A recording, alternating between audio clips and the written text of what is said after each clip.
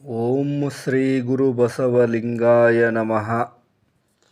ಇಂದಿನ ವಿಡಿಯೋದಲ್ಲಿ ಹೊರ್ತಿಯ ಶ್ರೀ ರೇವಣಸಿದ್ದೇಶ್ವರರ ದೇವಸ್ಥಾನಕ್ಕೆ ಭೇಟಿಯನ್ನು ನೀಡಿ ಮಹಾನ್ ತಪಸ್ವಿಗಳು, ಸಂತರು, ದೈವಿ ಪುರುಷರು ಆದ ಶ್ರೀ ರೇವಣಸಿದ್ದೇಶ್ವರರ ದರ್ಶನವನ್ನು ಪಡೆದುಕೊಂಡು ಪಾವನರಾಗೋಣ. ಈ ಹೊರ್ತಿಯು ಕರ್ನಾಟಕ ರಾಜ್ಯದ ವಿಜಯಪುರ ಜಿಲ್ಲೆಯಲ್ಲಿ ಇಂಡಿ ತಾಲೂಕಿನಲ್ಲಿ ಕಂಡುಬರುವ ಒಂದು ಗ್ರಾಮವಾಗಿದೆ. ಇದು ವಿಜಯಪುರ ಜಿಲ್ಲಾ ಕೇಂದ್ರದಿಂದ ಸುಮಾರು 35ರಿಂದ 40 ಕಿಲೋಮೀಟರ್ ದೂರದಲ್ಲಿದೆ. ಇದು ರಾಷ್ಟ್ರೀಯ ಹೆದ್ದಾರಿ NH13 ಅಂದರೆ 13ರಲ್ಲಿ ಕಂಡುಬರುತ್ತದೆ. ಈ ರಾಷ್ಟ್ರೀಯ ಹೆದ್ದಾರಿಯು ವಿಜಯಪುರದಿಂದ ಸೊಲ್ಲಾಪುರದವರೆಗೆ ಹೋಗುವ ರಾಜ್ಯ ಹೆದ್ದಾರಿಯಾಗಿದೆ. ಈ ಗ್ರಾಮದಲ್ಲಿರುವ ದೇವಸ್ಥಾನವು ಉತ್ತರ ಕರ್ನಾಟಕದ ಪ್ರಸಿದ್ಧ ಧಾರ್ಮಿಕ, ಪೌರಾಣಿಕ, ಧಾರ್ಮಿಕ ಕೇಂದ್ರಗಳಲ್ಲಿ ಒಂದಾಗಿದೆ. ಶ್ರೀ ರೇವಣಸಿದ್ದೇಶ್ವರರನ್ನು ಜಗದ್ಗುರು ಶ್ರೀ ರೇಣುಕಾಚಾರ್ಯರ ಪುನರ್ಜನ್ಮ ಎಂದು ನಂಬಲಾಗುತ್ತದೆ. ಲೋಕ ಸಂಚಾರದಲ್ಲಿದ್ದ ರೇವಣಸಿದ್ದೇಶ್ವರರು ಈ ಹಿಂದೆ ಸಿದ್ದಾಪುರ ಎಂದು ಕರೆಯಲ್ಪಡುತ್ತಿದ್ದ ಈ ಹೊರ್ತಿ ಕ್ಷೇತ್ರಕ್ಕೆ ಆಗಮಿಸಿ ಅಲ್ಲಿ ಹಲವಾರು ಪವಾಡಗಳನ್ನು ಮಾಡಿದ್ದರೆಂಬ ಉಲ್ಲೇಖವಿದೆ. ಹೀಗಾಗಿ ಹೊರ್ತಿಯ ಹೆಸರು ಮೊದಲು ಸಿದ್ದಾಪುರ ಎಂದು, ಇದು ಸಿದ್ಧರು ವಾಸಿಸುವ ಪವಿತ್ರ ಸುಕ್ಷೇತ್ರವೆಂದು, ಅನೇಕ ಸಿದ್ಧ ಪುರುಷರು ತಪಸ್ಸನ್ನು ಮಾಡುವಾಗ ಮಾಯಿ ಮಾಳಮ್ಮಳ ಉಪಟಳದಿಂದ ತಪೋಭಂಗ ಉಂಟು ಮಾಡುತ್ತಿದ್ದಾಗ ಸಿದ್ಧ ಪುರುಷರೆಲ್ಲರೂ ಶ್ರೀ ರೇವಣಸಿದ್ದೇಶ್ವರನನ್ನು ನೆನೆಸಿದರು. ಆಗ ಶ್ರೀ ರೇವಣಸಿದ್ದೇಶ್ವರರು ಅವರಿಗೆ ಪ್ರತ್ಯಕ್ಷರಾಗಿ ಆದಿಮಾಯೆಯ ಗರ್ವಹರಣ ಮಾಡಿ ದುಷ್ಟ ಶಕ್ತಿ ಸಂಹಾರಕರಾಗಿ ಶಿಷ್ಟರ ರಕ್ಷಣೆ ನೀಡಿದರು. ಮಾಳಮ್ಮ ಮಾಯೆಯಲ್ಲಿದ್ದ ಅಹಂಕಾರವನ್ನು ತೊಲಗಿಸಿ ಆಕೆಗೆ ಶಿವತತ್ವ ಬೋಧನೆಯನ್ನು ನೀಡುವುದರ ಮೂಲಕವಾಗಿ ಅವಳ ತಪ್ಪಿನ ಅರಿವನ್ನು ಮೂಡಿಸಿದರು. ಅವರಲ್ಲಿರುವ ಶಕ್ತಿಯ ಮೂಲಕವಾಗಿ ಭಕ್ತಿ ಭಾವವನ್ನು ಮೂಡಿಸುವುದರೊಂದಿಗೆ ಪರಮ ಭಕ್ತಳಾಗಿ ಸ್ವೀಕರಿಸಿದರು. ಅಲ್ಲದೆ ಅವರಿಗಾಗಿ ದೇವಸ್ಥಾನದ ಎದುರಿನ ಬೆಟ್ಟದಲ್ಲಿ ನೆಲೆಸುವಂತೆ ಅವಕಾಶವನ್ನು ಕಲ್ಪಿಸಿದರು. ಆದ್ದರಿಂದ ಆ ಒಂದು ಬೆಟ್ಟಕ್ಕೆ, ಆ ಒಂದು ಗುಡ್ಡಕ್ಕೆ ಮಾಳಮ್ಮನ ಗುಡ್ಡ, ಮಾಳಮ್ಮನ ಬೆಟ್ಟ ಎಂದು ಕರೆಯುವರು. ಬಾಲ್ಯದಲ್ಲಿಯೇ ಶ್ರೀ ರೇವಣಸಿದ್ದೇಶ್ವರರು ಧ್ಯಾನ, ಮೌನ, ಶಿವನಾಮ ಜಪ ತಪಗಳತ್ತ ಆಕರ್ಷಿತರಾದರು. ಲೌಕಿಕ ಜೀವನಕ್ಕಿಂತ ತಪಸ್ಸು ಮತ್ತು ಸತ್ಯ ಮಾರ್ಗ ಅವರಿಗೆ ಮುಖ್ಯವಾಯಿತು. ಯೌವನದಲ್ಲಿಯೇ ಅವರು ಗೃಹವನ್ನು ತ್ಯಾಗ ಮಾಡಿ ಶಿವಾನುಸಂಧಾನಕ್ಕೆ ತೊಡಗಿದರು. ಈ ಸಿದ್ದೇಶ್ವರ ಸ್ವಾಮಿಗಳು ಅರಣ್ಯ ಗುಹೆಗಳಲ್ಲಿ, ಪರ್ವತ ಪ್ರದೇಶಗಳಲ್ಲಿ ತಪಸ್ಸುಗಳನ್ನು ನಡೆಸಿದರು. ಅವರು ತಪೋಬಲದಿಂದ ದಿವ್ಯ ಜ್ಞಾನ, ಯೋಗ ಸಿದ್ಧಿ, ಅದ್ಭುತ ಶಕ್ತಿ, ಪವಾಡಗಳ ಶಕ್ತಿ ಪ್ರಾಪ್ತವಾಯಿತೆಂದು ನಂಬಲಾಗುತ್ತದೆ. ಜನಪದ ಕಥೆಗಳ ಪ್ರಕಾರ ಅವರು ಬರಗಾಲದಲ್ಲಿ ಮಳೆ ತಂದರು, ಅನೇಕ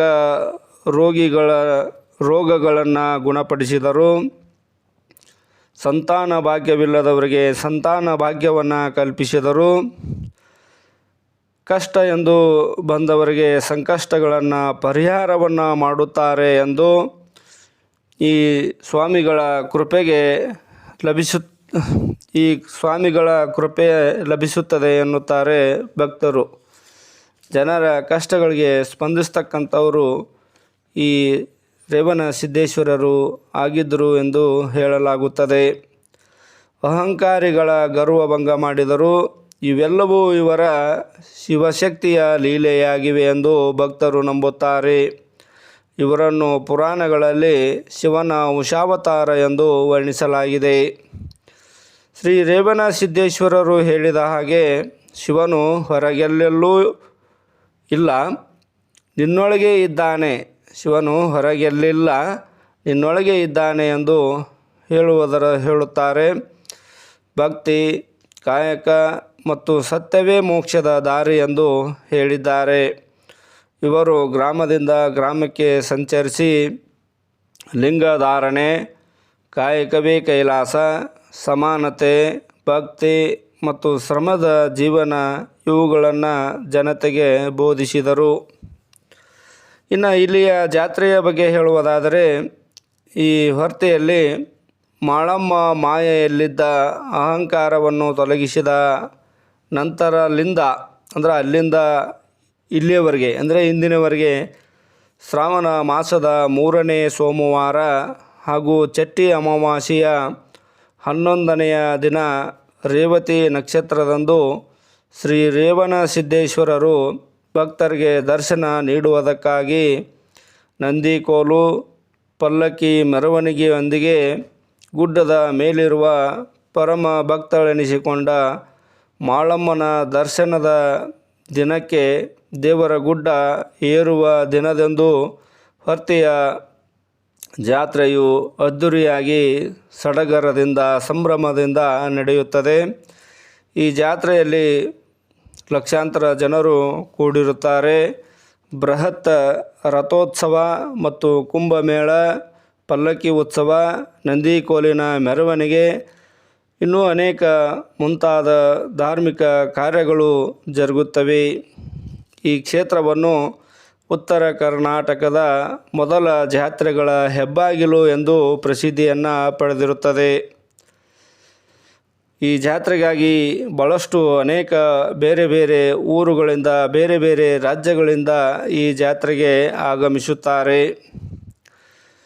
ನಿಮಗೆ ವಿಡಿಯೋದಲ್ಲಿ ಕಾಣುತ್ತಿರುವುದು ಅತ್ಯಂತ ಎತ್ತರವಾಗಿರ್ತಕ್ಕಂಥ ರಾಜಗೋಪುರವಾಗಿದ್ದು, ಇದು 108 ಅಡಿ ಎತ್ತರದ ರಾಜಗೋಪುರವಾಗಿದ್ದು, ಇದು ಎತ್ತರವಾಗಿರುವುದರಿಂದ, ಆಕರ್ಷಣೀಯವಾಗಿ ಕಾಣುತ್ತಿರುವುದರಿಂದ ಇದು ಪ್ರವಾಸಿಗರನ್ನು ಆಕರ್ಷಿಸುತ್ತದೆ. ಮತ್ತು ಪಕ್ಕದಲ್ಲಿರುವ 12ನೇ ಶತಮಾನದ ಹೊರ್ತಿ ಶ್ರೀ ರೇವಣಸಿದ್ದೇಶ್ವರ ದೇವಾಲಯದ ದೃಶ್ಯವನ್ನು ತಾವು ನೋಡಬಹುದು. ಈ ದೇವಸ್ಥಾನದಲ್ಲಿ 2 ಗರ್ಭಗೃಹಗಳಿವೆ. ಒಂದು ಹೊರ್ತಿಯ ರೇವಣ ಸಿದ್ದೇಶ್ವರರು ಎಂದು ಕರೆಸಿಕೊಂಡಿರುವ ಪ್ರಸಿದ್ಧವಾಗಿರ್ತಕ್ಕಂಥ ದೇವಸ್ಥಾನ ಮತ್ತು ಅವರ ಒಂದು ಗರ್ಭಗೃಹದಲ್ಲಿರ್ತಕ್ಕಂಥ ಶಿವಲಿಂಗನ ಮೂರ್ತಿ. ಇನ್ನೊಂದು ಅದರ ಪಕ್ಕದಲ್ಲಿನೇ ಇರತಕ್ಕಂಥದ್ದು ಮಲ್ಲಿಕಾರ್ಜುನ ದೇವರ ಮೂರ್ತಿ. ಈ 2 ವಿಗ್ರಹಗಳನ್ನು ಈ ವಿಡಿಯೋದಲ್ಲಿ ನೀವು ನೋಡ್ಬೋದು. ಒಟ್ಟಿನಲ್ಲಿ ಈ ಒಂದು ದೇವಾಲಯ 2 ಗರ್ಭಗೃಹಗಳನ್ನು ಹೊಂದಿದೆ.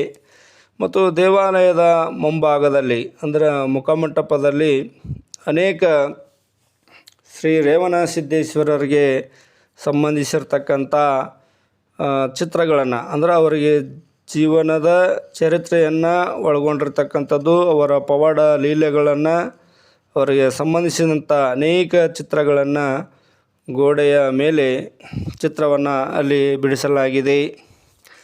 ಹೀಗೆ ಈ ಭಾಗದಲ್ಲಿ ರೇವಣ ಸಿದ್ದೇಶ್ವರರ ಹೆಸರಿನಲ್ಲಿ ಇದೇ ದೇವಸ್ಥಾನದ ಹತ್ತಿರ ಪ್ರಸಿದ್ಧ ಶಿಕ್ಷಣ ಕೇಂದ್ರಗಳಿವೆ.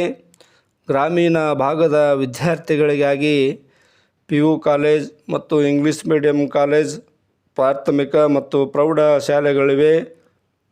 ಇಲ್ಲಿ ಗುಣಮಟ್ಟದ ಶಿಕ್ಷಣವನ್ನು ನೀಡಲಾಗುತ್ತದೆ. ವಿಶ್ವದ ಅತಿ ಎತ್ತರದ ಶಿವಲಿಂಗರ ಮೂರ್ತಿಯನ್ನು, ಮಂಟಪವನ್ನು ಈ ಹೊರ್ತೆಯಲ್ಲಿ ಸುಮಾರು 136 ಅಡಿ ಎತ್ತರದ ಬೃಹತ್ ಶಿವಲಿಂಗವನ್ನು ಪ್ರತಿಷ್ಠಾಪಿಸಲಾಗುತ್ತಿದ್ದು, ಇನ್ನೂ ಪ್ರಗತಿಯಲ್ಲಿದ್ದು ಇದು ಕೂಡ ಪ್ರವಾಸಿಗರನ್ನು ಆಕರ್ಷಿಸುತ್ತದೆ. ಇದು ದೊಡ್ಡದಾಗಿರ್ತಕ್ಕಂಥ ಒಂದು ಭವ್ಯವಾಗಿರ್ತಕ್ಕಂಥ ಶಿವಲಿಂಗನ ಮೂರ್ತಿ ಇಲ್ಲಿ ನಿರ್ಮಾಣ ಹಂತದಲ್ಲಿ ಇದೆ ಎಂದು ಹೇಳಬಹುದು. ಎಲ್ಲರಿಗೂ ತುಂಬು ಹೃದಯದ ಧನ್ಯವಾದಗಳು. ದಯವಿಟ್ಟು ಎಲ್ಲರೂ ಸಬ್ಸ್ಕ್ರೈಬ್ ಮಾಡಿರಿ, ಕಮೆಂಟ್ಸ್ ಮಾಡಿರಿ ಎಂದು ಹೇಳುತ್ತಾ ಮತ್ತೊಮ್ಮೆ ಎಲ್ಲರಿಗೂ ಧನ್ಯವಾದಗಳು.